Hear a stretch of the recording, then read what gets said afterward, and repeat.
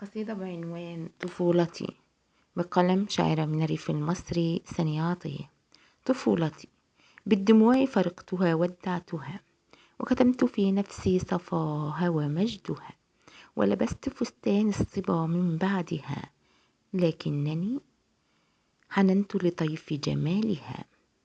طيف دعاني للوداع لسحرها، كم كنت أمرح أسعد بصفاء سمائها.